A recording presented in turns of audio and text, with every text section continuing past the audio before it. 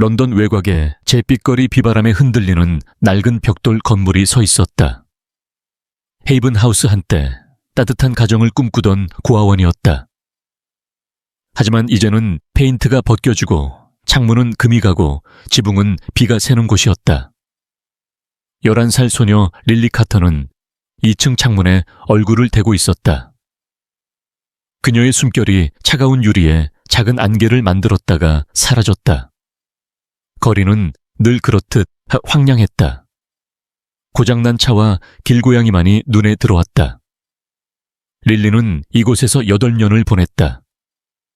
3살 때 부모를 잃고 헤이븐 하우스에 왔을 때 그녀는 왜 부모가 자신을 두고 떠났는지 이해하지 못했다. 하지만 이제는 그 질문조차 묻지 않았다. 그녀에게 중요한 것은 이곳 헤이븐 하우스에서 만난 14명의 아이들, 그녀의 가족이었다.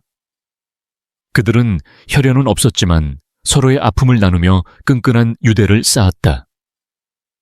특히 9살 이든 윌리엄스는 릴리의 가장 가까운 친구였다. 이든은 빛을 사랑했다. 그는 항상 손전등을 들고 다니며 어두운 복도를 비췄다.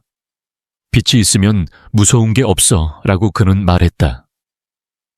그의 갈색 눈은 항상 호기심으로 반짝였다. 그리고 7살 러킴은 축구광이었다. 낡은 축구공을 들고 마당을 뛰어다니며 손흥민처럼 될 거야 라고 외쳤다. 러의 꿈은 헤이븐 하우스의 잿빛 현실과는 어울리지 않았지만 그의 미소는 모두를 따뜻하게 했다. 그날 아침 릴리는 창밖을 바라보며 무언가 다를 것이라는 묘한 느낌을 받았다. 그녀의 직감은 곧 현실이 되었다. 매끄럽고 검은 차 한 대가 거리를 따라 천천히 다가왔다.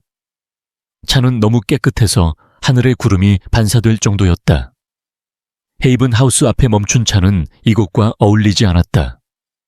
사회복지사는 하얀 밴을 탔고 경찰은 요란한 사이렌을 울리며 왔다. 하지만 이 차는 달랐다. 속삭이듯 조용히 멈췄다. 릴리의 심장이 빠르게 뛰기 시작했다. 이런 차는 보통 나쁜 소식을 가져왔다. 차에서 한 남자가 내렸다. 그는 평범한 청바지와 회색 후드티를 입고 검은 모자를 깊게 눌렀었다. 얼굴은 잘 보이지 않았지만 그의 걸음걸이는 평범하지 않았다. 그는 마치 세상을 소유한 사람처럼 걸었지만 동시에 그 사실을 숨기려는 듯 보였다. 남자는 고아원을 올려다보았다. 순간 릴리는 그가 자신을 볼까봐 낡은 커튼 뒤로 몸을 숨겼다. 심장이 쿵쿵 뛰었다. 릴리 점심 준비도와 아래층에서 로즈마리 부인의 목소리가 들렸다.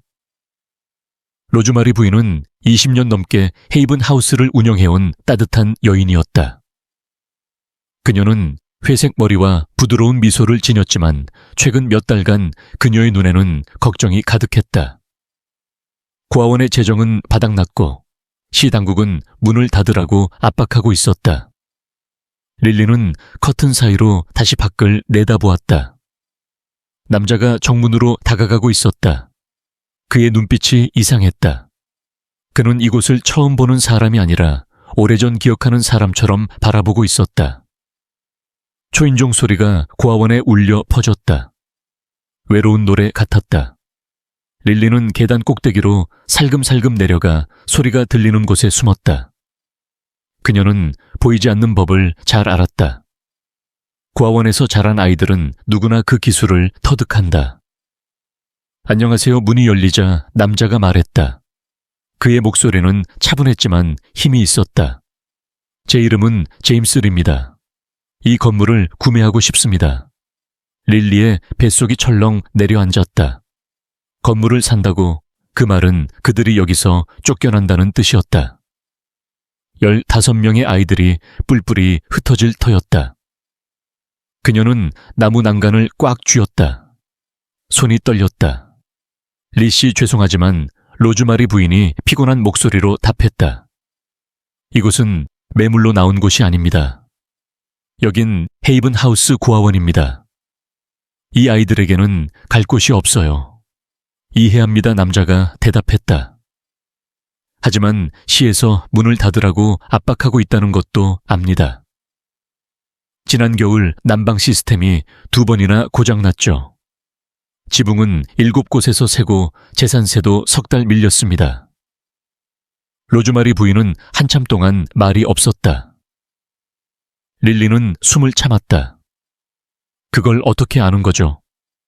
부인이 마침내 물었다. 중요한 곳에 대해서는 알아두는 게 제 방식입니다. 남자가 말했다. 안으로 들어가도 될까요? 이야기하고 싶은 게 있습니다. 릴리는 그들의 발소리가 부인의 사무실로 향하는 소리를 들었다. 문이 닫히고 그녀는 조용히 아래층으로 내려갔다. 낡은 나무 계단이 삐걱였지만 그녀는 피해야 할 판자를 정확히 알았다. 주방에서는 이든이 땅콩버터 샌드위치를 만들고 있었다. 그는 릴리보다 2살 어렸지만 그녀가 아는 누구보다 영리했다. 그는 빛을 다루는 재주가 있었다. 손전등을 켜면 빛이 마치 살아있는 것처럼 춤을 췄다. 누구였어? 이든이 샌드위치를 만들며 속삭였다. 우리 집을 사겠다는 사람이야. 릴리가 대답했다. 이든의 손이 멈췄다. 사겠다고? 그럼 우린 어디로 가? 릴리가 대답하기도 전에 다른 아이들이 주방으로 몰려왔다. 12살인 소피아 톰슨은 걱정스러운 얼굴이었다. 7살 쌍둥이 엠마와 올리비아는 손을 꼭 잡고 있었다. 5살인 제이크는 축구공을 굴리던 레오 옆에서 까르르 웃고 있었다. 부인하고 어떤 남자가 이야기하는 거 들었어. 소피아가 낮은 목소리로 말했다. 우리 집을 부수고 싶대. 그럴 리 없어. 엠마가 속삭였다. 눈에 눈물이 고였다. 우릴 쫓아낼 거야. 올리비아가 말했다. 릴리는 그게 그렇게 간단하지 않다는 걸 알았다. 그녀는 로즈마리 부인이 밤늦게 혼자 울던 소리를 들은 적이 있었다. 책상에 쌓인 밀린 고지서를 본 적도 있었다. 15명의 아이들을 먹이고 따뜻하게 지내게 하는 데는 그들이 가진 것보다 훨씬 많은 돈이 필요했다. 사무실에서의 회의는 2시간이나 이어졌다. 남자가 마침내 나왔을 때 그는 멀리서 장난치는 척하는 아이들에게 정중히 고개를 끄덕였다. 하지만 그의 눈은 릴리를 찾았다. 릴리는 이상한 느낌을 받았다. 그가 자신에게서 다른 사람들이 보지 못하는 무언가를 보고 있는 것 같았다. 시간 내주셔서 감사합니다. 로즈마리 부인, 그가 말했다. 내일 제 변호사가 서류를 가지고 연락드리겠습니다. 그가 떠난 후 로즈마리 부인은 문간에 한참 서 있었다. 그의 차가 있던 자리를 바라보며 마침내 돌아섰을 때 그녀의 눈은 붉게 물들어 있었다. 아이들아, 그녀가 떨리는 목소리로 말했다. 가족 회의를 해야겠구나. 모두 낡은 소파와 다른 카펫 위에 모였다. 로즈마리 부인은 20년 동안 헤이븐 하우스에서 아이들을 돌봤다. 그녀는 회색 머리와 따뜻한 눈을 가졌고 세상에서 가장 포근한 포옹을 해줬다. 하지만 지금 그녀는 릴리가 본 적 없는 늙은 모습이었다. 그 남자가 제안을 했단다. 부인이 말을 시작했다. 헤이븐 하우스를 사겠다고 했어. 그리고 너희 모두가 좋은 가정에 갈 수 있을 만큼 충분한 돈을 주겠다고. 함께요. 이든이 희망적으로 물었다. 부인의 침묵이 대답이었다. 안 돼요. 릴리가 벌떡 일어나며 말했다. 우린 가족이에요. 가족은 흩어지지 않아요. 가끔은 흩어져야 할 때가 있단다. 릴리 부인이 부드럽게 말했다. 그게 모두가 안전하고 사랑받을 수 있는 유일한 길일 때가 있어. 그날 밤 릴리는 잠을 이루지 못했다. 좁은 침대에 누워 천장을 바라보며 이든의 조용한 숨소리를 들었다. 그들은 3년 전 무슨 일이 있어도 함께 있겠다고 약속했다. 하지만 이제 그 약속은 아래층의 금간 창문처럼 깨지기 쉬워 보였다. 릴리는 일어나 창가로 갔다. 거리에는 깜빡이는 가로등 하나뿐이었다. 그런데 그때 검은 차가 다시 나타났다. 같은 자리에 주차하고 남자가 내렸다. 이번에는 문으로 오지 않았다. 그는 인도에 서서 고아원을 올려다봤다. 릴리의 창문을 바라봤다. 그들의 눈이 마주쳤고 릴리는 설명할 수 없는 연결을 느꼈다. 남자는 손을 살짝 들어 올렸다. 인사라기보다는 인정하는 제스처였다. 그러고는 차에 올라타 사라졌다. 릴리는 금간 유리에 손을 대며 마음이 복잡해졌다. 제임스 리는 누구일까? 왜 헤이븐 하우스에 대해 그렇게 많이 아는 걸까? 그리고 왜 그녀는 이 이야기가 끝이 아니라 시작이라는 이상한 느낌을 받는 걸까? 다음 날 아침 러가 마당에서 축구공을 차고 있었다. 릴리는 창밖을 내다보며 레오의 열정을 지켜봤다. 그때 검은 차가 다시 나타났다. 제임스 리가 내렸다. 러가 공을 잘못 차서 남자 쪽으로 굴러갔다. 남자는 공을 집어들더니 믿을 수 없는 동작으로 공을 찼다. 공은 완벽한 곡선을 그리며 마당 끝에 낡은 골대에 들어갔다. 러가 입을 떡 벌렸다.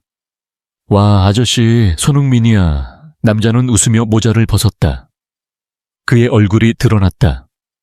짙은 눈썹 단호한 턱선, 그리고 친근한 미소. 릴리의 심장이 멈췄다.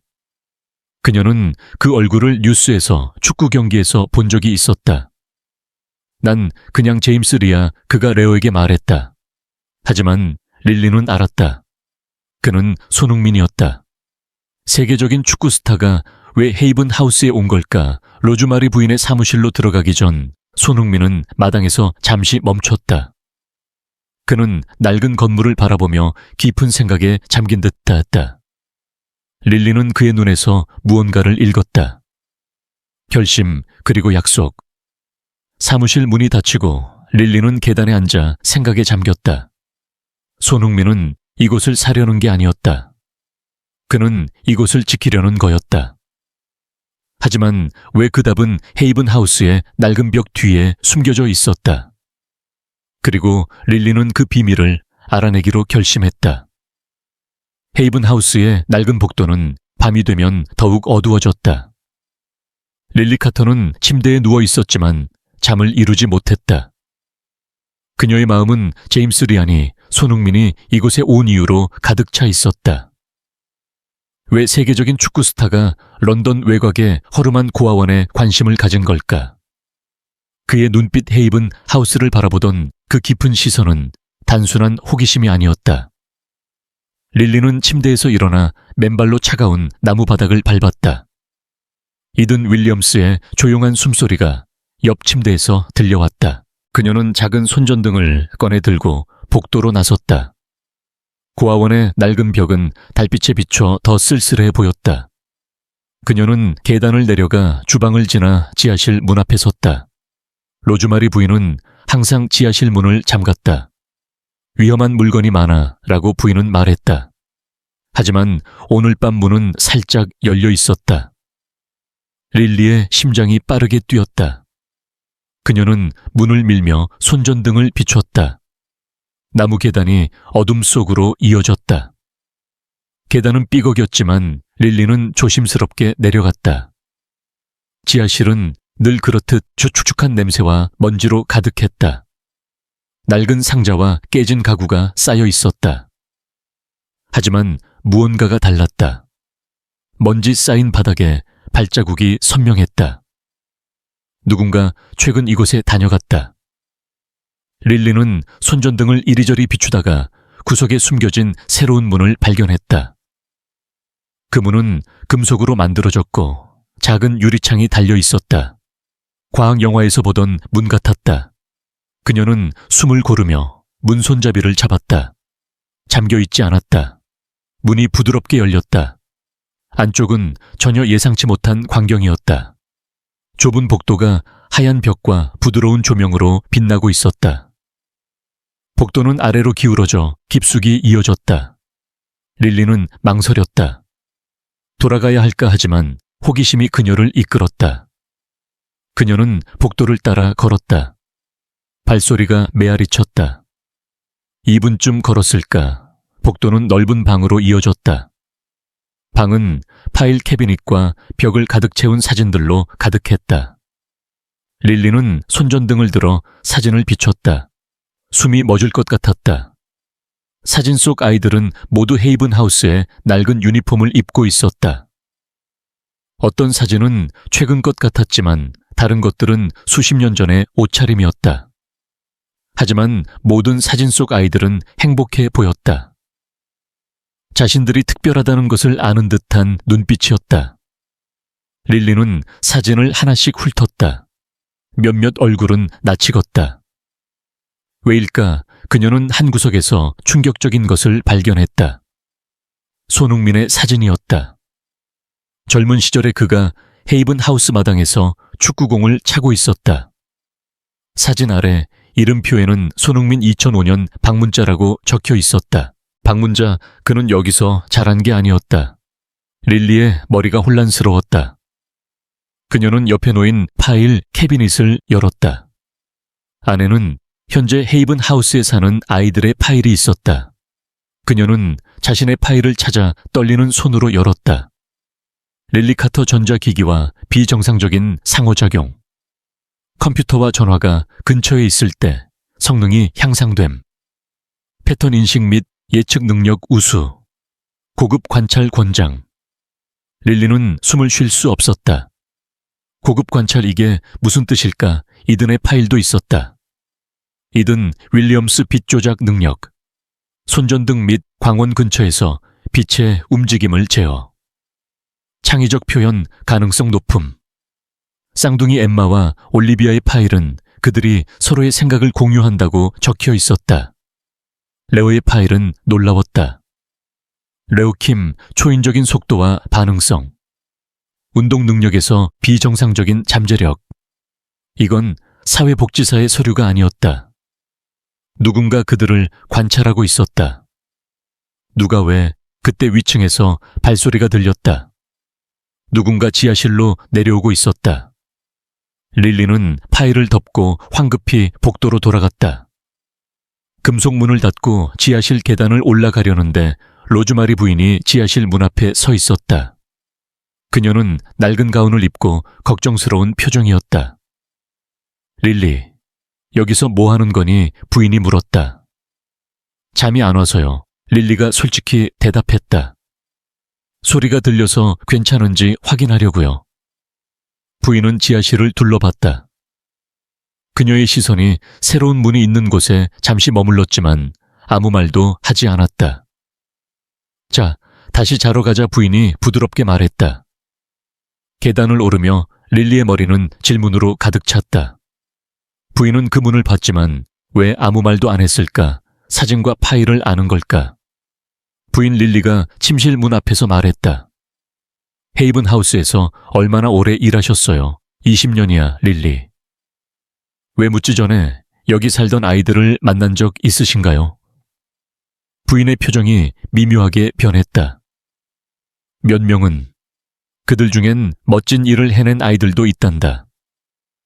어떤 일이요? 부인이 천천히 말했다. 한 소녀는 의사가 돼서 전 세계 아이들을 돕고 있어. 한 소녀는 우주 비행사가 됐지. 그리고 또 다른 이는. 그녀는 릴리를 주의 깊게 보며 말을 멈췄다. 미래를 바꾸는 일을 하는 사람이 됐단다. 릴리의 심장이 쿵 뛰었다. 그 사람 이름이 뭐예요? 애나라고 했지. 부인이 부드럽게 말했다. 하지만 지금은 다른 이름으로 불려. 릴리는 부인이 더 많은 걸 알고 있다고 느꼈다. 부인, 여기서 무슨 일이 일어나고 있는 거예요? 제임스 리. 아니, 손흥민은 왜 여기에 온 거죠? 부인은 릴리의 침대에 앉아 그녀 옆을 토닥였다. 릴리, 네가 왜 헤이븐 하우스에 왔는지 생각해 본 적 있니? 런던에 고아원이 많지만 왜 하필 여기일까? 부모님이 저를 돌볼 수 없었으니까요. 릴리가 말했다. 하지만 그녀는 항상 그 이유를 궁금해했다. 그건 전부가 아니야. 부인이 진지하게 말했다. 내 부모님은 너를 특별한 곳에 데려왔어. 헤이븐 하우스는 그냥 고아원이 아니야. 특별한 아이들이 자신이 얼마나 특별한지 깨닫는 곳이란다. 릴리가 더 묻기 전에 건물 전체에서 낮은 운궁 소리가 울렸다. 창밖으로 보니 마당에 이상한 빛이 깜빡였다. 손흥민의 팀이 밤늦게 무언가를 설치하고 있었다. 기계 소리와 조용한 대화가 들렸다. 부인 릴리가 속삭였다. 우리가 위험한 건가요? 부인은 미소 지으며 릴리를 이불 속으로 밀어 넣었다. 아니 릴리, 처음으로 너는 네가 있어야 할 곳에 있는 거야. 문이 닫히고 릴리는 천장을 바라보며 생각에 잠겼다. 있어야 할 곳에 있다는 게 안전하다는 뜻일까? 운궁 소리는 밤새 이어졌다. 꿈속에서 그녀는 빛으로 가득한 복도를 걷고 있었다. 복도 끝에는 손흥민이 서 있었고 그의 손에는 축구공이 아니라 별이 들려 있었다. 아침이 되자 이든이 릴리를 깨웠다. 릴리 손봐 그녀는 졸린 눈을 비비며 손을 들었다. 손가락에서 은은한 빛이 새어나왔다. 이게 뭐야? 그녀가 속삭였다. 빛은 따뜻했고 무섭지 않았다. 마치 오랫동안 그녀 안에 있던 무언가가 깨어난 듯 했다. 나도 몰라 근데 이거 봐 이든이 침대 옆 탁자에 놓인 그의 손전등을 가리켰다. 손전등에서 나온 빛이 공기 중에서 춤추며 작은 무지개를 만들었다. 복도에서는 다른 아이들의 놀란 목소리가 들렸다. 엠마와 올리비아는 서로 다른 말을 동시에 하며 완벽한 대화를 나눴다. 소피아는 책을 읽었는데 페이지가 저절로 넘어갔다. 레온은 방 안을 빠르게 뛰어다녔다. 너무 빨라서 눈으로 따라잡기 힘들었다. 릴리와 이든은 복도로 나갔다. 모든 아이들이 이상한 변화를 겪고 있었다. 두려움과 흥분이 뒤섞인 얼굴이었다. 우리한테 무슨 일이 일어나는 거지? 소피아가 물었다. 그때 로즈마리 부인이 계단 위에 나타났다. 하지만 그녀는 놀라거나 걱정하지 않았다. 오히려 자랑스러워 보였다. 때가 됐구나. 그녀가 말했다. 손흥민 씨가 너희 모두를 아래층에서 만나고 싶어해. 거실로 내려가자 손흥민이 기다리고 있었다. 그는 검은 모자를 벗고 진지한 표정이었다. 옆에는 낯선 여성이 서 있었다. 40대쯤 되어 보이는 그녀는 따뜻한 눈과 자신감 있는 미소를 지녔다. 애나 프라이스 박사야, 손흥민이 소개했다. 내 오랜 친구이자 헤이븐 하우스의 비밀을 지켜온 사람이지. 거실은 변해 있었다. 밤새 컴퓨터와 스크린이 설치되었고 벽에는 복잡한 차트가 걸려 있었다. 너희가 지금 느끼는 건 정상적이야, 손흥민이 말했다. 혼란스럽고 무서울 거야. 하지만 너희는 특별해. 항상 그랬지. 애나 박사가 앞으로 나섰다. 난 20년 전 헤이븐 하우스에서 자랐어. 그리고 너희 같은 아이들을 연구해왔지. 너희가 지금 겪는 건 각성이야. 특별한 능력을 가진 아이들이 특정 환경에 노출되면 나타나는 현상이야. 릴리가 손을 들었다. 왜 우리한테 이런 일이 일어나는 거예요? 손흥민이 스크린을 켰다. 지구에 3D 지도가 나타났다. 전 세계의 빛나는 점들이 흩어져 있었다. 인류는 새로운 단계로 나아가고 있어. 그가 말했다. 지구는 점점 복잡해지고 우리가 직면한 문제들은 한 행성만으로는 해결할 수 없어. 그는 화면을 확대해 화성과 목성의 위성을 보여줬다. 우린 다행성 종족이 되어야 해. 하지만 우주는 위험해. 보통 인간은 거기서 살아남기 힘들지. 하지만 너희 같은 아이들은 달라. 애나 박사가 말을 이었다. 릴리, 넌 항상 전자기기 근처에서 특별했지. 컴퓨터가 더 빨리 작동하고 전화 신호가 좋아졌어. 이든 너는 빛을 움직이게 할 수 있어. 엠마와 올리비아는 생각을 공유하고 레온은 믿을 수 없는 속도로 움직이지. 아이들은 서로를 바라봤다. 그들이 이상하다고 생각했던 것들이 사실 그들을 특별하게 만들었다. 왜 손흥민 아저씨가 우리를 돕는 거예요? 러가 물었다. 손흥민이 미소 지었다. 애나와의 약속 때문이야. 오래전 내가 어린 축구 선수였을 때 애나가 나를 공영에서 구해줬어. 그녀는 헤이븐 하우스가 특별한 곳이라고 말했지. 언젠가 내가 이곳을 지킬 수 있다면 그렇게 하겠다고 약속했어. 갑자기 건물 밖에서 사이렌 소리가 들렸다. 창밖으로 보니 검은 차량들이 마당을 둘러시알다. 정부 요원들이었다. 그들이 우리를 찾았어. 애나 박사가 말했다. 너희 능력을 알게 된 거야. 릴리의 심장이 쿵쾅거렸다. 하지만 손흥민은 침착했다. 걱정 마. 그가 말했다. 내가 약속했잖아. 너희를 지킬 거야. 그리고 이제 그 비밀을 보여줄 때야. 그는 지하실로 통하는 문을 가리켰다. 가자. 헤이븐 하우스의 진짜 모습을 보여줄게. 릴리는 이든의 손을 잡았다. 레오가 앞장섰다. 그들은 계단을 내려갔다.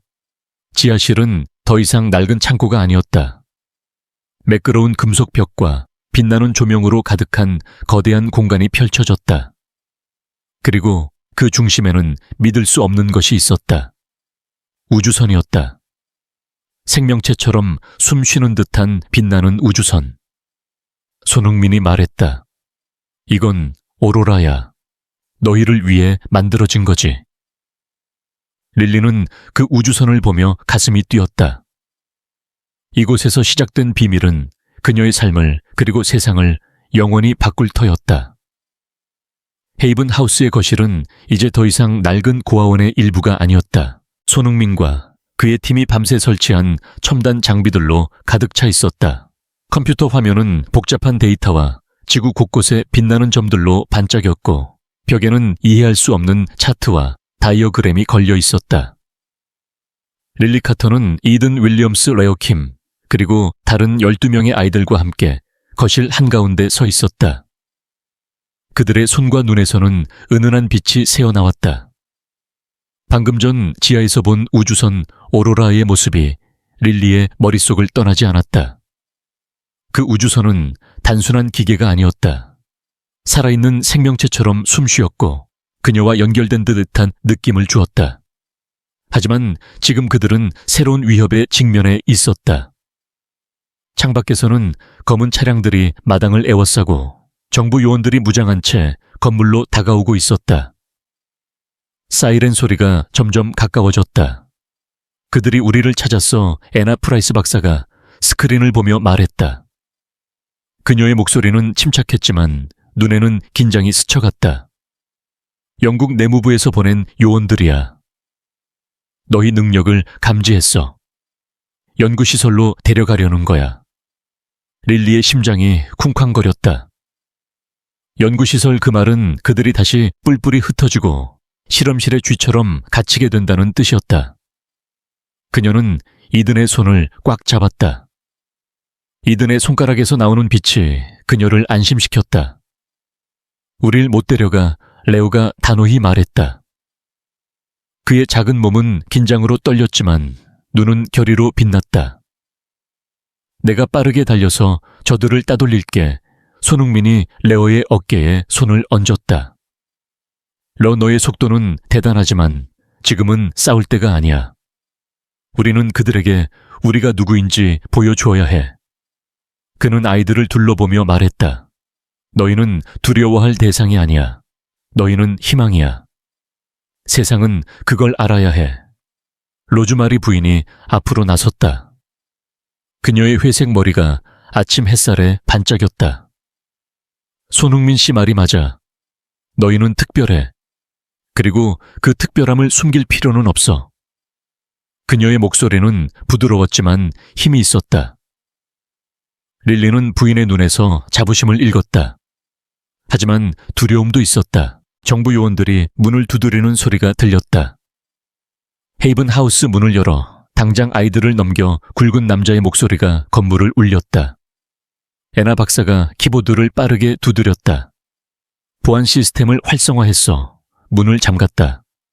하지만 10분도 안 돼서 그들은 뚫을 거야.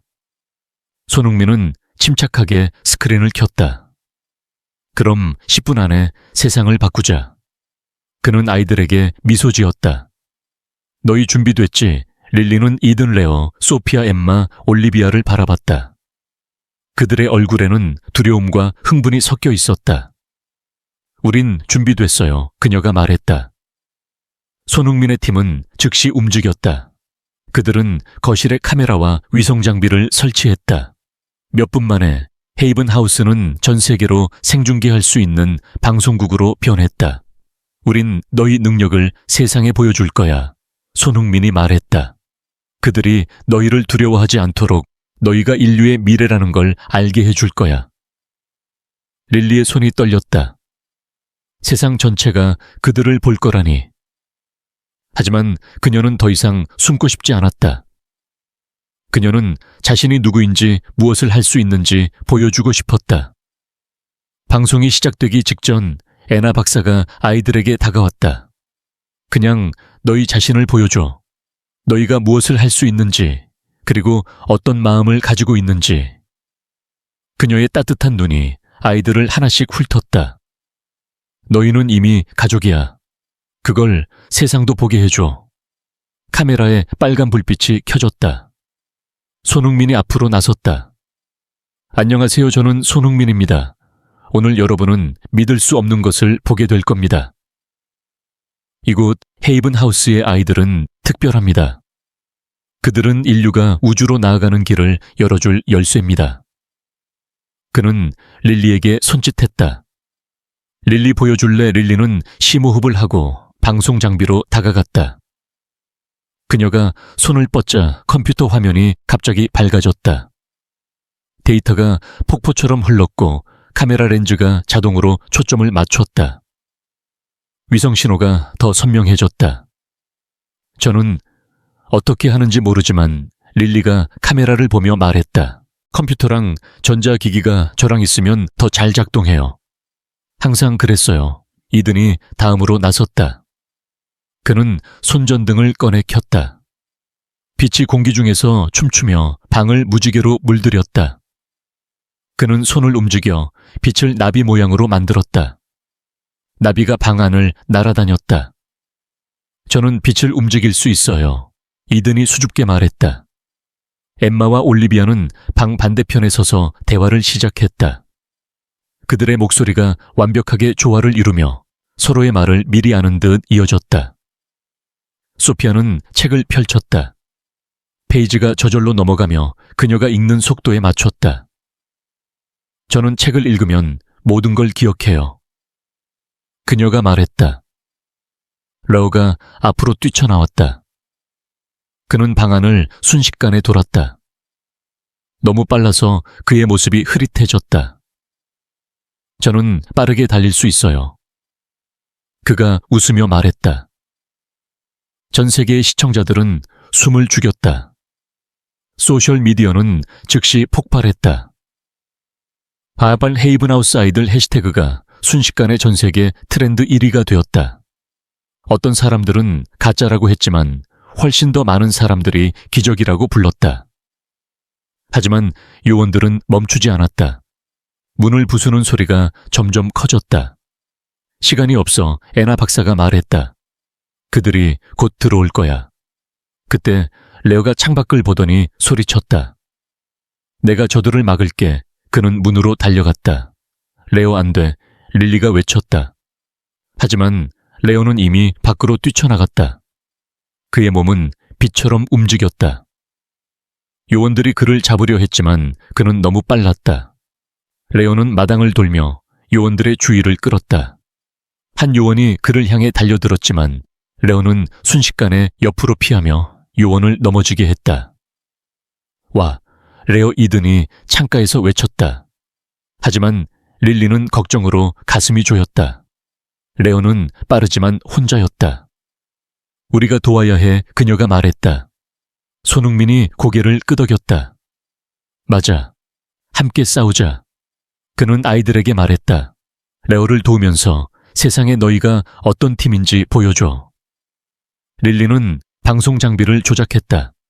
그녀의 손이 닿자 모든 카메라가 마당으로 초점을 맞췄다. 전 세계가 레오의 놀라운 속도를 보고 있었다. 이든이 손전등을 들고 창가로 갔다. 그는 빛을 모아 요원들의 눈을 잠시 멀게 했다. 엠마와 올리비아는 손을 잡고 집중했다. 그들의 생각이 하나가 되어 요원들의 무정의를 교란시켰다. 소피아는 책에서 읽은 전술을 떠올리며 아이들에게 지시를 내렸다. 레오를 중앙으로 유인해 우리가 시간을 벌게 레오가 마당을 돌며 요원들을 혼란스럽게 했다. 그의 속도는 점점 빨라졌다. 마치 바람 같았다. 하지만 요원들은 포기하지 않았다. 그들은 네트를 꺼내 러를 잡으려 했다. 안 돼, 릴리가 외쳤다. 그녀는 방송 장비를 조작해 요원들의 무정의를 완전히 끊었다. 그녀의 손이 스크린을 스치자 모든 전자기기가 그녀의 의지에 따랐다. 요원들은 혼란에 빠졌다. 그 순간 손흥민이 마당으로 뛰쳐나갔다. 그는 레오를 향해 공을 찼다. 레오 받아 레오가 공을 잡고 골대 쪽으로 달렸다. 그의 속도는 믿을 수 없었다. 공은 골대에 들어갔다. 요원들은 멈춰 서서 그를 바라봤다. 그들은 레오를 잡으려던 계획을 잊고 그의 움직임에 매료되었다. 방송은 이 모든 것을 생중계했다. 전 세계가 레오의 골을 보았다. 소셜미디어는 레오킴이라는 이름으로 뒤덮였다. 사람들이 그의 속도와 손흥민의 패스를 찬양했다. 하지만 요원들은 다시 정신을 차렸다. 그들은 문을 부수기 시작했다. 이제 어쩌지 이든이 물었다. 손흥민이 거실로 돌아왔다. 그의 얼굴은 땀으로 젖어 있었지만 미소는 여전했다. 우린 방금 세상에 첫걸음을 뗐어. 이제 그들이 우리를 어떻게 볼지 결정할 때야. 그는 스크린을 켰다. 전 세계에서 반응이 쏟아졌다. 도쿄에서 한 소녀가 꽃을 즉시 피우는 영상이 올라왔다. 뉴욕에서는 한 소년이 물체를 공중에 띄웠다. 카이로의 쌍둥이는 꿈을 공유했다. 너희가 방송을 시작하면서 무언가를 촉발했어, 애나 박사가 말했다. 전 세계에 특별한 아이들이 각성하고 있어. 릴리는 믿을 수 없었다. 그들만 특별한 게 아니었다. 세상 곳곳에 그들 같은 아이들이 있었다. 하지만 문이 부서지는 소리가 그들을 현실로 끌어당겼다. 요원들이 안으로 돌진했다. 그들은 무장한 채 아이들을 둘러쌌다. 모두 손들어 리더로 보이는 여성이 외쳤다. 그녀는 단호한 눈빛이었다. 너희는 위험한 실험의 결과야. 우리와 함께 가야 해. 릴리가 앞으로 나섰다. 우린 실험이 아니에요. 우린 가족이에요. 여성이 코웃음을 쳤다. 가족 너희는 정부의 감독 아래 연구되어야 해. 그때 로즈마리 부인이 앞으로 나섰다. 이 아이들은 당신이 생각하는 그런 존재가 아니에요. 그들은 인류의 미래예요. 그녀의 목소리는 떨렸지만 강렬했다. 손흥민이 말했다. 이 아이들을 데려가려면 나를 먼저 넘어야 할 거야. 그는 아이들 앞에 섰다. 그의 눈은 단호했다. 요원들이 총을 겨누려는 순간 새로운 목소리가 문에서 들렸다. 그만해, 모두가 돌아봤다. 50대쯤의 남자가 서 있었다. 그는 단정한 정장을 입고 서류 가방을 들었다. 저는 국제우주개발위원회의 제임스 해리슨 박사입니다. 이 아이들은 이제 국가 안보의 핵심 인력으로 분류되었습니다. 그는 여성 요원에게 서류를 건넸다. 이 아이들을 건드리면 법적 결과를 각오해야 할 겁니다. 여성 요원의 얼굴이 굳었다. 이건 터무니없어. 아니, 이건 현실이야. 해리슨 박사가 미소 지으며 말했다. 그는 아이들에게로 돌아섰다. 너희는 이제 세상의 중심이야. 준비됐지? 릴리는 이든과 레오를 바라봤다. 그들의 눈에는 두려움이 사라지고 결심이 차올랐다. 준비됐어요. 그녀가 말했다. 손흥민이 미소 지었다. 좋아. 이제 세상에 진짜 우리가 누구인지 보여주자. 창밖에서는 더 많은 차량이 도착했다. 하지만 이번에는 정부 요원만이 아니었다. 뉴스밴과 호기심 많은 사람들이 몰려들었다. 헤이븐하우스는 이제 전 세계의 주목을 받고 있었다. 릴리는 손에서 나오는 빛을 바라봤다. 그녀는 더 이상 두려워하지 않았다. 그녀는 자신이 누구인지 그리고 무엇을 위해 싸워야 하는지 알았다. 오로라가 그들을 기다리고 있었다. 그리고 그들의 이야기는 이제 막 시작되었다. 헤이븐하우스의 거실은 이제 전 세계의 시선이 집중된 무대였다. 창밖에는 뉴스밴과 호기심 많은 군중이 몰려들었고 하늘에는 헬리콥터가 윙윙거리며 날아다녔다. 릴리 카터는 이든 윌리엄스, 레오 킴, 소피아 톰슨 쌍둥이 엠마와 올리비아 그리고 다른 아이들과 함께 거실에 서 있었다. 그들의 손에서는 여전히 은은한 빛이 새어나왔고 마음속에는 방금 전의 생중계로 인해 촉발된 세계적 반향이 맴돌았다. 전 세계에서 특별한 능력을 가진 아이들이 각성하고 있었다. 도쿄, 뉴욕, 카이로 그리고 더 먼 곳에서 아이들이 꽃을 피우고 물체를 띄우고 꿈을 공유했다. 헤이븐하우스의 아이들은 더 이상 혼자가 아니었다. 하지만 릴리의 마음은 여전히 무거웠다. 그들은 이제 선택의 기로에 서 있었다.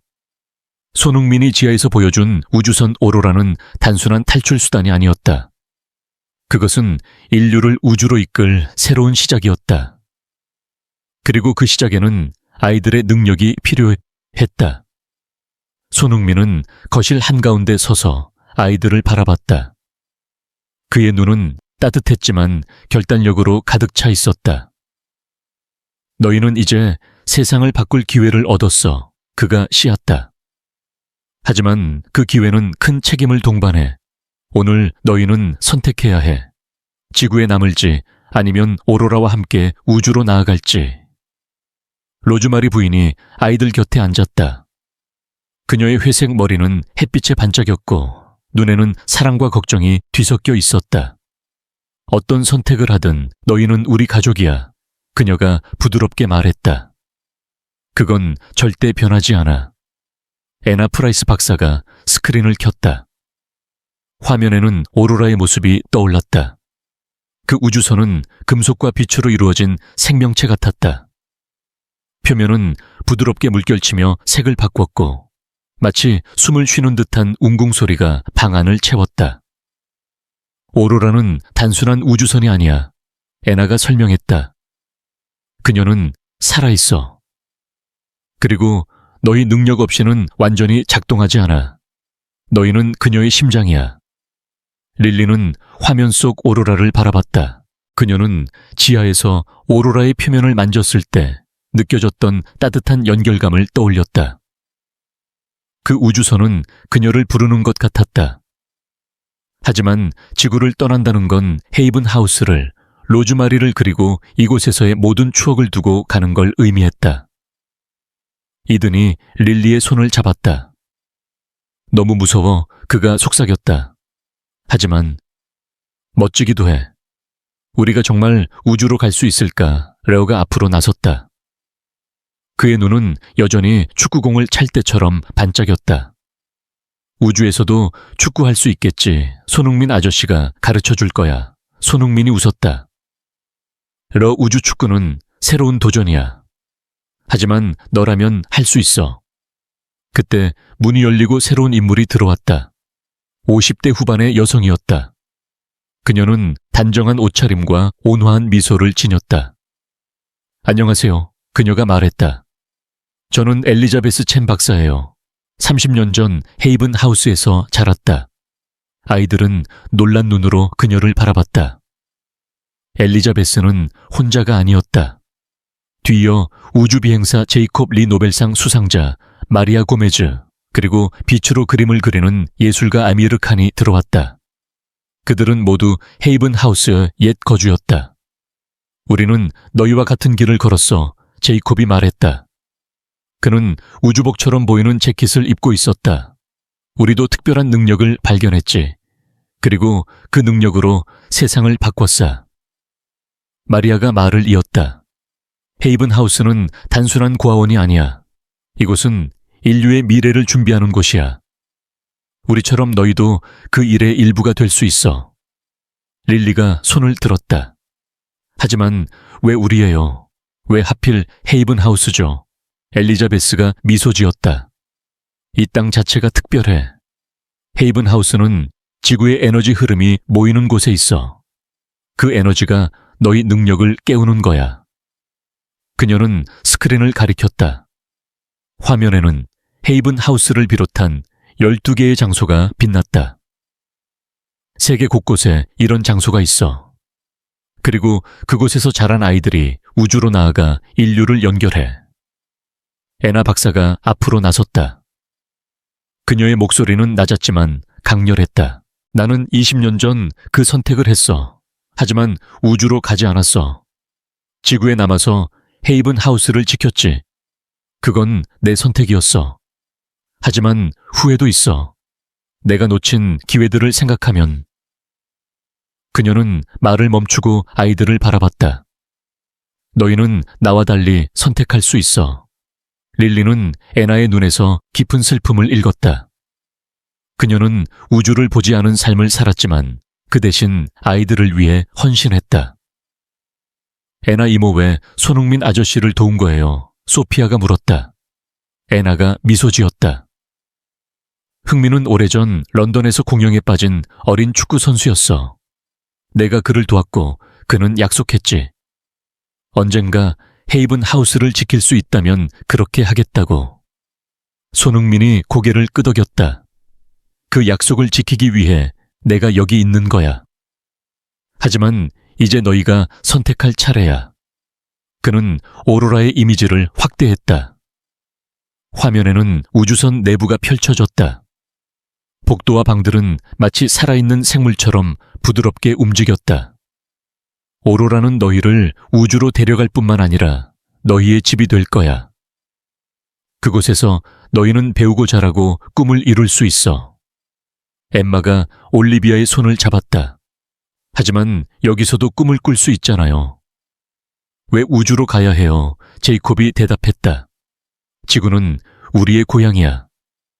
하지만 지구만으로는 인류가 직면한 문제를 해결할 수 없어. 기후변화, 자원, 고갈인구, 과밀. 우주는 새로운 가능성을 열어줘. 그리고 너희 능력은 그 가능성을 현실로 만들 거야. 화면이 바뀌어 화성의 붉은 평원과 목성의 위성에 세워진 빛나는 도시들이 나타났다. 아이들은 숨을 죽였다. 그곳은 꿈속에서나 볼 법한 풍경이었다. 이건 우리가 사는 곳이야, 마리아가 설명했다.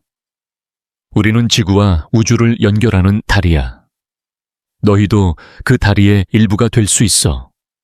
릴리의 가슴이 뛰었다. 그녀는 오로라를 만졌을 때 느꼈던 그 끌림을 다시 떠올렸다. 하지만 두려움도 있었다. 지구를 떠난다는 건 모든 익숙한 것을 버리는 거였다. 시간이 얼마나 있어요?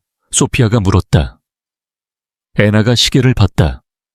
24시간. 그 이후엔 오로라가 우주로 떠나고 다음 기회는 1년 뒤야. 24시간. 릴리는 그 시간이 너무 짧게 느껴졌다. 그들은 가족 회의를 열기로 했다. 아이들은 낡은 소파에 둘러 앉았다. 이곳은 수많은 추억이 담긴 곳이었다. 러가 말했다. 난 우주에서 축구하고 싶어. 하지만 로즈마리 할머니를 두고 가는 건 싫어. 이든이 고개를 끄덕였다. 나도 무서워. 하지만 빛이 더 밝은 곳에서 뭘 할 수 있을지 궁금해. 엠마와 올리비아는 동시에 말했다. 우린 서로가 있으면 어디든 괜찮아. 하지만 가족이 흩어지는 건 싫어. 릴리는 모두를 바라봤다. 그들은 두려웠지만 동시에 새로운 가능성에 끌리고 있었다. 우린 함께 선택해야 해, 그녀가 말했다. 항상 같이. 그때 문이 열렸다. 로즈마리가 들어왔다. 그녀는 낡은 사진첩을 들고 있었다. 얘들아, 이걸 보여주고 싶구나. 그녀는 사진첩을 펼쳤다. 거기에는 헤이븐 하우스에서 자란 아이들의 사진이 가득했다. 그들 중 많은 이들이 과학자 예술가 우주 비행사가 되었다. 이곳은 항상 꿈을 키우는 곳이었어. 로즈마리가 말했다. 너희도 그 꿈의 일부야. 사진첩의 마지막 페이지에는 애나의 사진이 있었다. 어린 애나는 릴리와 닮은 눈빛으로 카메라를 바라보고 있었다. 애나 이모는 왜 우주로 안 갔어요? 릴리가 물었다. 로즈마리가 한숨을 쉬었다. 애나는 이곳을 지키고 싶었어. 누군가는 남아서 다음 세대를 준비해야 한다고 믿었지. 하지만 그녀는 항상 우주를 꿈꿨단다. 릴리는 애나를 바라봤다. 애나는 조용히 고개를 끄덕였다. 내 선택이었어. 하지만 너희는 다르게 선택할 수 있어. 그날 밤 릴리는 잠을 이루지 못했다. 창밖에서 군중의 소리가 들렸다. 일부는 그들을 지지하는 플래카드를 들었고 다른 이들은 그들을 두려워하며 격리하라고 외쳤다. 하지만 릴리는 헤이븐 하우스의 지하시설은 이제 단순한 공간이 아니었다. 오로라의 빛나는 몸체가 거대한 홀을 가득 채웠고 그 주변은 살아있는 생명체처럼 맥박을 쳤다. 릴리 카터는 이든 윌리엄스, 레오킴, 소피아 톰슨, 쌍둥이 엠마와 올리비아 그리고 다른 아이들과 함께 우주선의 중앙 컨트롤 패널 앞에 서 있었다. 그들의 손에서는 여전히 은은한 빛이 새어나왔고 마음속에는 방금 전 군대의 위협에 맞서 싸운 결의가 남아 있었다. 오로라는 그들의 의지에 반응하며 부드럽게 운궁거렸다. 손흥민은 컨트롤 패널 옆에 서서 아이들을 바라봤다. 그의 눈에는 자부심과 믿음이 가득했다. 너희는 방금 세상에 너희가 누구인지 보여줬어. 그가 말했다. 이제 마지막 선택을 할 때야. 오로라와 함께 우주로 갈 건지 아니면 지구에 남을 건지. 릴리는 아이들을 둘러봤다. 그들의 얼굴에는 두려움과 희망이 뒤섞여 있었다. 지상에서는 군대가 여전히 헤이븐 하우스를 포위하고 있었다. 그들은 오로라를 파괴하려 했지만 아이들의 능력과 손흥민의 단호한 대응으로 아직 저지되고 있었다. 하지만 릴리는 알았다. 이 싸움은 끝이 아니었다. 더 큰 변화가 다가오고 있었다. 로즈마리 부인이 지하로 내려왔다. 그녀의 회색 머리는 오로라의 빛에 반사되어 은빛으로 빛났다. 얘들아, 그녀가 부드럽게 말했다. 어떤 선택을 하든 너희는 내 가족이야. 그리고 이곳은 언제나 너희 집이야. 그녀의 목소리는 떨렸지만 사랑으로 가득 차 있었다. 애나 프라이스 박사가 스크린을 켰다. 화면에는 지구의 궤도에 떠있는 빛나는 점들이 나타났다. 이건 우주에 있는 우리의 가족들이야. 그녀가 말했다. 헤이븐 하우스와 같은 곳에서 자란 아이들이 우주로 나아가 만든 새로운 세상이야. 화면이 확대되며 화성의 붉은 평원 위에 세워진 도시 목성의 위성에 떠있는 빛나는 스테이션이 나타났다. 그곳에는 아이들이 뛰놀고 어른들이 새로운 기술을 연구하며 모두가 하나의 가족처럼 살아가고 있었다. 릴리의 가슴이 뛰었다. 그곳은 꿈이 현실이 되는 곳이었다. 하지만 지구를 떠난다는 건 모든 것을 뒤로하는 선택이었다. 이든이 릴리의 손을 잡았다. 우리가 우주로 가면 다시 돌아올 수 있을까? 애나가 미소 지었다. 오로라는 단순한 우주선이 아니야. 그녀는 지구와 우주를 연결하는 달이야. 너희는 언제든 돌아올 수 있어. 레오가 앞으로 나섰다. 우주에서 축구하면 멋질 거야. 하지만 지구에 있는 다른 아이들은 그들도 우리처럼 될 수 있을까? 손흥민이 레오의 어깨에 손을 얹었다. 레오, 너희가 세상에 보여준 건 시작일 뿐이야. 전 세계의 아이들이 각성하고 있어.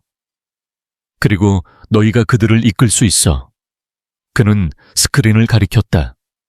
화면에는 도쿄, 뉴델리, 리우데자네이루에서 각성한 아이들의 영상이 떠올랐다. 한 소녀가 공기 중에 그림을 그렸고 한 소년이 바람을 조종했다. 쌍둥이는 빛으로 메시지를 보냈다.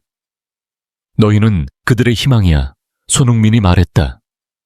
그리고 오로라는 그 희망을 우주로 확장할 거야. 릴리는 오로라의 컨트롤 패널을 만졌다. 우주선이 그녀의 손길에 반응하며 부드럽게 빛났다. 그녀는 오로라가 자신을 믿고 있다는 걸 느꼈다. 우리가 가면 지구는 어떻게 될까요? 소피아가 물었다. 애나가 대답했다. 지구는 혼자 남지 않아. 오로라와 함께 지구는 우주의 네트워크에 연결될 거야.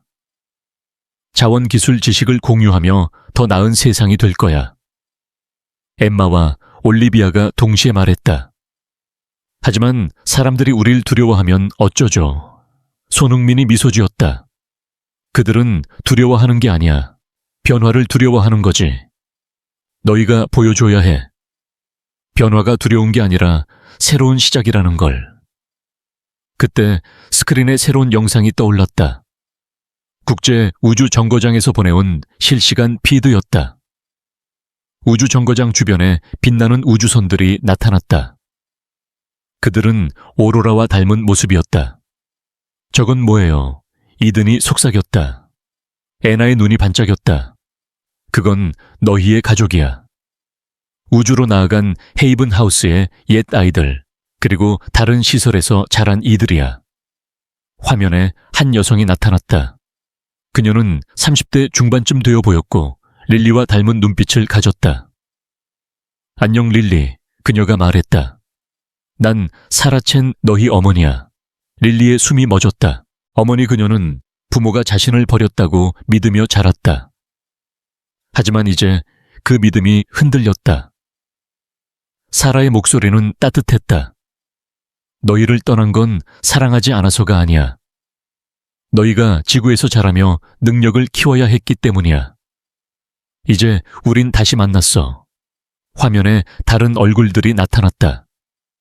이든 레오 소피아, 엠마 올리비아의 부모였다. 그들은 모두 우주에서 살아가며 인류의 미래를 준비하고 있었다. 너희는 선택할 수 있어. 사라가 말했다. 지구에 남아 평범한 삶을 살거나 우리와 함께 우주로 와서 새로운 세상을 만들거나. 릴리는 눈물이 차올랐다. 그녀는 어머니의 얼굴을 바라보며 오랫동안 묻고 싶었던 질문을 던졌다. 왜 지금까지 우리를 찾지 않았어요?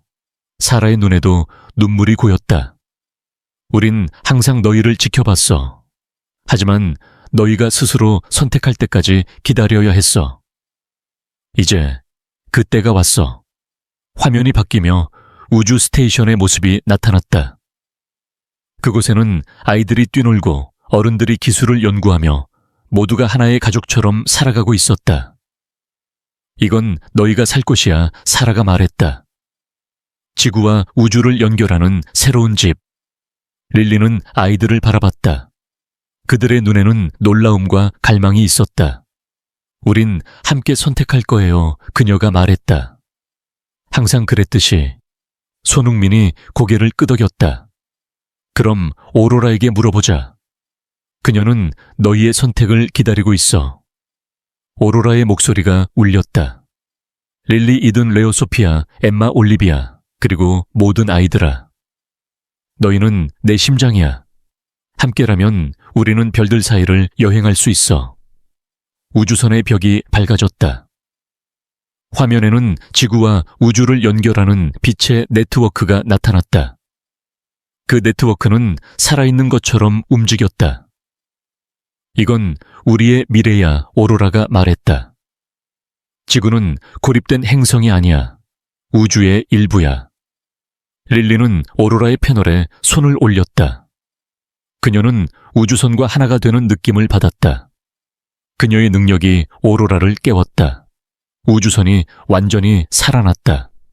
우린 갈 거예요, 릴리가 말했다. 하지만 지구를 잊지 않을 거예요. 아이들이 하나씩 고개를 끄덕였다. 레오가 말했다.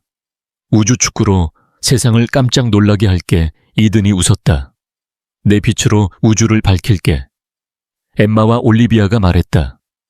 우린 우주의 생각을 연결할게. 소피아가 말했다. 내 지식으로 새로운 세상을 설계할게. 손흥민이 미소 지었다. 그럼 준비하자. 오로라는 부드럽게 떠올랐다. 지하시설의 천장이 열리며 우주선은 헤이븐 하우스와 함께 하늘로 솟아올랐다. 놀랍게도 헤이븐 하우스의 낡은 벽이 오로라와 융합되었다. 고아원의 추억과 사랑이 우주선의 일부가 되었다. 지상에서는 군대와 군중이 숨을 죽이고 이 광경을 바라봤다. 그들은 오로라가 위협이 아니라 희망임을 깨달았다. 오로라가 하늘에 떠 있는 동안 러가 컨트롤 패널 앞에 섰다. 축구 경기를 하자 그가 외쳤다. 오로라는 즉시 반응했다. 화면에 가상의 경기장이 나타났다. 레오는 공을 차며 우주선의 컨트롤을 조작했다. 그의 속도가 우주선의 움직임과 동기화되었다. 전 세계로 생중계된 이 경기는 단순한 게임이 아니었다. 러의 플레이는 전 세계 아이들에게 메시지를 보냈다. 너희도 할 수 있어. 도쿄, 뉴델리, 리우의 아이들이 각성하며 자신의 능력을 드러냈다. 그들의 영상이 오로라의 화면에 떠올랐다. 손흥민이 레어의 어깨를 두드렸다. 잘했어, 레어. 넌 방금 우주의 스타가 됐어. 하늘에서 빛나는 우주선들이 나타났다. 그들은 헤이븐 하우스의 옛 아이들이 탄 우주선이었다. 사라첸의 우주선이 먼저 착륙했다. 그녀는 오로라의 문 앞에 서서 릴리를 바라봤다. 릴리 그녀가 말했다. 어서 와. 릴리는 어머니의 품에 안겼다. 처음으로 느껴지는 따뜻함이었다. 다른 부모들도 나타났다. 이든의 아버지는 빛으로 예술을 만드는 사람이었다. 레오의 어머니는 우주의 속도를 연구하는 과학자였다. 엠마와 올리비아의 부모는 생각을 연결하는 네트워크를 설계했다. 소피아의 아버지는 우주의 지식을 기록하는 학자였다. 로즈마리가 눈물을 흘리며 그들을 바라봤다. 다시 만났구나. 그녀가 말했다. 애나가 로즈마리 곁에 섰다. 이제 내 차례야. 그녀가 말했다. 나도 우주로 갈게. 그녀는 오롤에 올라탔다. 그녀의 눈에는 새로운 시작에 대한 설렘이 있었다. 오로라는 지구 궤도로 떠올랐다. 화면에는 지구가 보였다. 하지만 이제 지구는 단순한 행성이 아니었다. 빛의 네트워크로 우주와 연결된 살아있는 세계였다. 릴리는 오로라의 창을 통해 지구를 바라봤다. 우린 지구를 지킬 거야. 그녀가 말했다. 그리고 우주를 집으로 만들 거야. 오로라는 우주로 나아갔다. 하지만 지구와의 연결은 끊기지 않았다. 우주선은 정기적으로 지구와 스테이션을 오가며 가족 자원 그리고 꿈을 실어 날랐다. 헤이븐 하우스는 우주 스테이션으로 변했다. 아이들은 지구와 우주를 오가며 자랐다. 레오는 우주 축구 리그를 창설했고 그의 경기는 전 세계 아이들에게 영감을 주었다. 이든은 빛으로 우주 예술을 창조했다. 엠마와 올리비아는 우주와 지구의 소통을 연결했다. 소피아는 새로운 학교를 세워 불가능한 지식을 가르쳤다. 릴리는 오로라의 심장이 되었다. 그녀의 능력은 우주선을 완성했고 지구와 우주를 하나로 묶었다. 1년 후 릴리는 헤이븐 하우스 스테이션의 전망대에 서서 지구를 바라봤다. 지구는 이제 빛의 네트워크로 둘러싸여 더 아름다웠다. 옛날이 그리워. 이든이 옆에서 물었다. 아니, 릴리가 말했다. 하지만 고마워. 모든 힘들었던 날들이 우리를 여기로 데려왔어. 로즈마리가 그들 곁으로 왔다. 그녀는 이제 은하간 가족 서비스의 책임자였다. 최신 보고서에 따르면 특별한 아이들이 점점 더 많이 태어나고 있어. 그녀가 말했다. 지구뿐 아니라 화성 목성 스테이션에서도. 오로라의 목소리가 들렸다. 인류는 새로운 존재로 진화하고 있어. 과거를 버리는 게 아니라 그 잠재력을 완성하는 거야. 릴리는 미소 지었다. 그녀는 지구와 우주를 연결하는 다리가 되었다. 헤이븐 하우스는 이제 단순한 고아원이 아니었다. 그것은 우주와 지구가 만나는 집이었다. 그리고 그 집에는 새로운 아이들을 위한 15개의 침대가 기다리고 있었다. 그들은 불가능이 단지 아직이라는 단어일 뿐임을 믿으며 자랄 터였다. 헤이븐 하우스의 이야기는 끝났다. 하지만 별들 사이의 이야기는 이제 막 시작되었다.